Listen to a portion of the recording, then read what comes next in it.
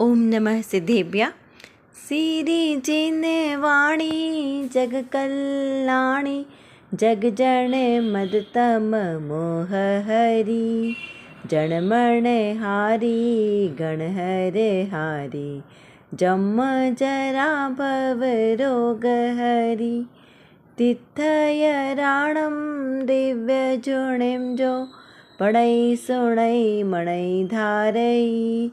नाणं सुखमणन्तं धैर्य, सासद मोक्ष पदम पावई। श्री जिनवाणी स्तुति के पश्चात श्री परम पूज्य महाराज साहब के मुखारविंद से सुनते हैं चत्तारि लोकुत्तमा अरहंता लोकुत्तमा सिद्धा लोकुत्तमा काहू लोकुत्तमा केवली पन्नत्तो धम्मो लोकुत्तमो। चत्तारि शरणं पवज्जामि अरहन्ते शरणं पवज्जामि सिद्धे शरणं पवज्जामि साहू शरणं पवज्जामि केवली पन्नत्तं धम्मं शरणं पवज्जामि। मांगलिक के पश्चात आदरणीय जिनेंद्र कुमार जी जैन सर और आदरणीय सत्यनारायण जी भारद्वाज सर ने आदरणीय महाराज साहब से निवेदन किया कि वे हमें पांडुलिपियाँ किस प्रकार से लिखी जाती है वो सारी प्रोसेस हमें बताएं। और उनके निवेदन से आदरणीय पूज्य माता महाराज साहब ने हमें पूरी विधि सिखाई बहुत ही विस्तार से। तो चलिए देखते हैं हम किस प्रकार से ये पांडुलिपियाँ तैयार की जाती है। सभी अच्छे से शांतिपूर्वक बैठे हैं और उसके बाद महाराज साहब ने ये जो पेपर हमें दिखाया, ये पेपर 500 वर्ष पुराना हैंडमेड पेपर है। ये जो जापानीज़ पेपर है बहुत अलग टाइप का, एकदम चिकना और अच्छा पेपर होता है। लेकिन ये जो अभी हाथ में जिस तरीके से तैयार है ये पेपर, इस तरीके से नहीं होता। ये पेपर प्राप्त होने के बाद इसे बहुत प्रोसेस किया जाता है और अच्छे से घिसाई करने के बाद ये पेपर इस प्रकार से चिकना हो जाता है। यानी पेपर से लेकर पूरे ग्रंथ लेखन के कार्य तक पूरे समय इसमें मेहनत और कंसंट्रेशन, दो चीज़ों की बहुत ही ज़्यादा आवश्यकता है। यदि आपके पास धैर्य नहीं है तो आप ये लेखन का कार्य नहीं कर सकते।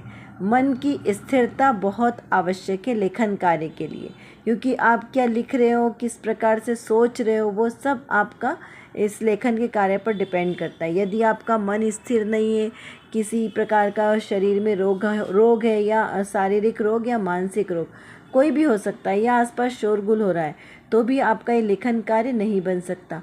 क्योंकि लेखन कार्य के लिए एकदम सधा हुआ आपका हाथ चाहिए।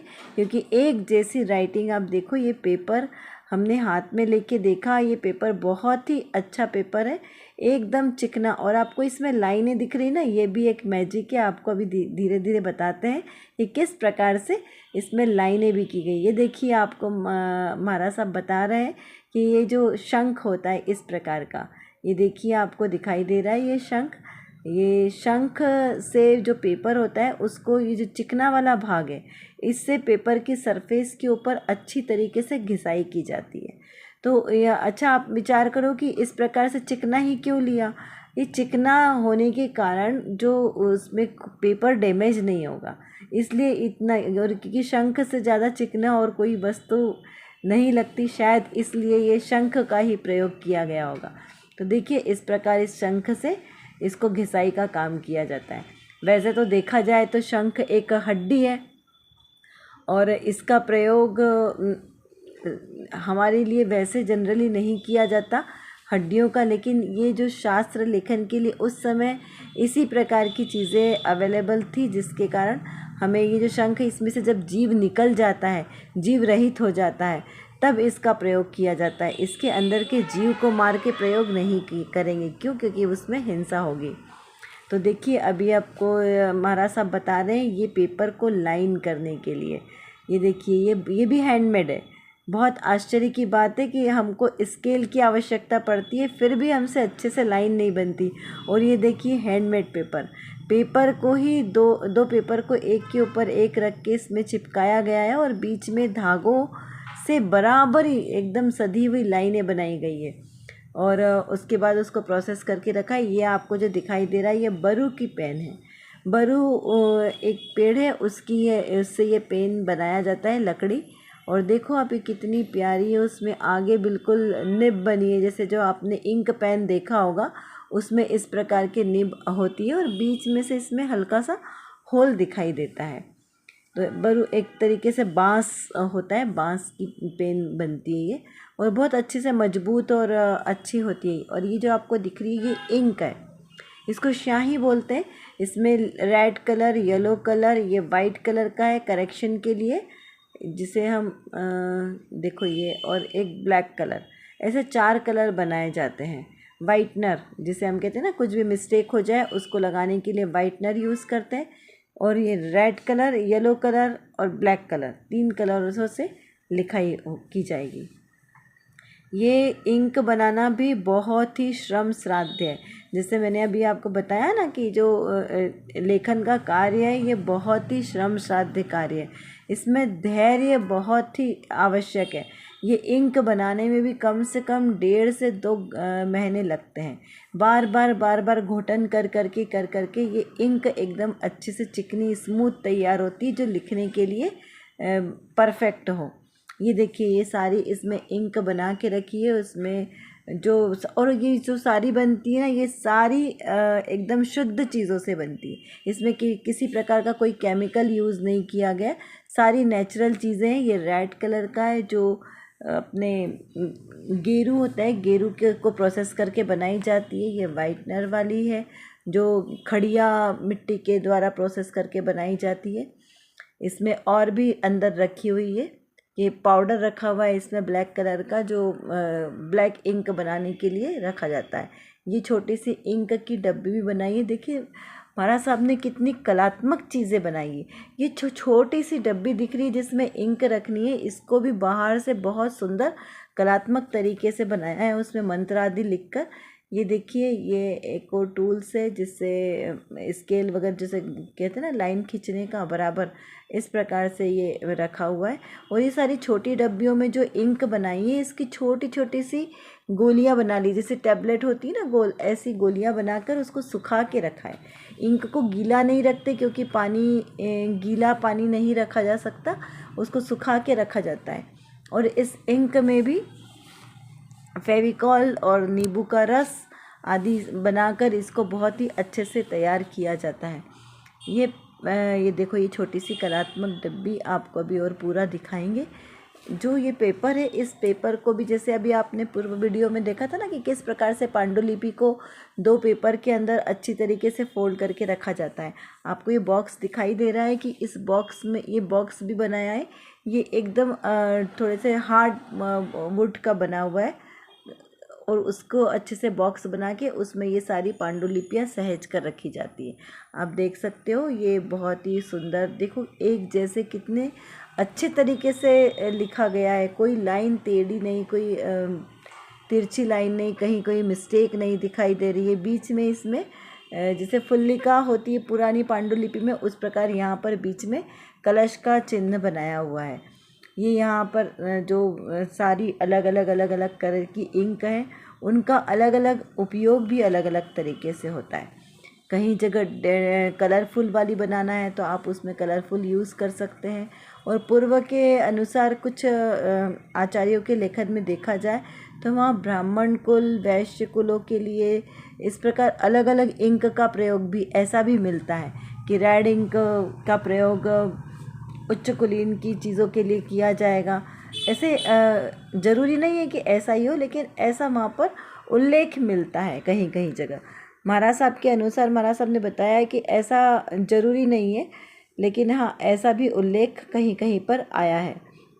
ये देखिए जो पेपर है ये बहुत ही पतला पेपर होता है। ये एक जो आप पॉट देख रहे हैं, ये पॉट भी होममेड ही है, हैंडमेड पॉट है। इसको आप इसकी शाइनिंग देखकर आपको ऐसा लगेगा जैसे कोई ये चीनी मिट्टी से बना हुआ पॉट है, लेकिन ये चीनी मिट्टी से बना हुआ पॉट नहीं है, ये क्ले का ही पॉट है। इसको घिसाई कर करके इतना चिकना किया गया। और ये जो आपको छोटा पॉट दिखाई दे रहा है, ये नारियल की नट्टी से बना है, जो नारियल के अंदर का भाग होता है उससे ये पॉट बना हुआ है। और इसको भी आप देखकर नहीं अंदाज़ा लगा सकते हो कि नारियल का है। ये देखिए इसको कितना चिकना किया गया है। और उसके बाद चिकना करने के बाद इसके ऊपर ये कलात्मक कारीगरी की गई है। कौन कह सकता है कि ये नारियल का है। इसके ऊपर ढक्कन के साथ ही इसको बहुत ही सुंदर तरीके से बनाया गया है। उसकी शाइनिंग देखो कितनी अच्छी है, एकदम ऐसा लग रहा है जैसे कोई मशीन से बना हो, जबकि ये पॉट मशीन से बने हुए नहीं है, ये हाथ से बने हुए हैं और बहुत पुराने बने हुए हैं, अभी के भी नहीं बने। आपको दिखाई दे रहा है ना, जैसे इस पे लिखा है, इसमें सब मंत्र लिखे हुए हैं, पूरे लाइन से सिक्वेंस से मंत्र लिखे गए। और वो छोटी वाली डिब्बी पे के ऊपर भी बहुत सुंदर मंत्र पूरे लिखे गए। मतलब विचार करने वाली बात है कि इतना बारीकी से काम कैसे किया होगा।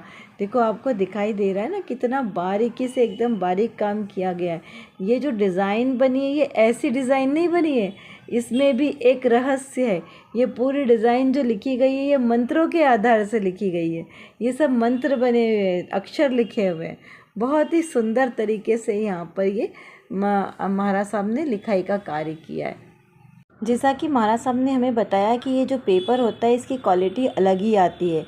ये हैंडमेड पेपर JW का हॉटमैन का ये पेपर है, जो 1926 को ये लिया गया पेपर है। 100 साल पुराना पेपर है जो अभी हम देख रहे हैं, और इसकी उम्र है 500 ईयर्स, और ये रह सकता है ऐसे। इस पेपर पर जो इंक बनाई है, अभी जो इंक बनी है रेडी होके, कि ये इंक भी इतनी सफिशिएंट है अभी कि वो 50 साल तक चल सकती है। इस इंक को जब यूज़ करना है उस समय थोड़ा सा पानी मिलाकर और इस इंक को रेडी करके इससे लिखाई का काम किया जाता है। अभी तक महाराज साहब ने 10 आगम ग्रंथों के का लिखना कर चुकी हैं, और अभी फ़िलहाल अभी हमको लिखते हुए नहीं दिखा पा रहे, क्योंकि अभी उसको लिखना प्रारंभ नहीं किया। जब लिखना प्रारंभ करते हैं तब कंटिन्यू काफ़ी लंबा समय लगता है उसको लिखने में, इसलिए अभी नहीं लिखा। ये देखिए अब स्वर्णाक्षरों वाला ये भी हस्तलिखित ही है।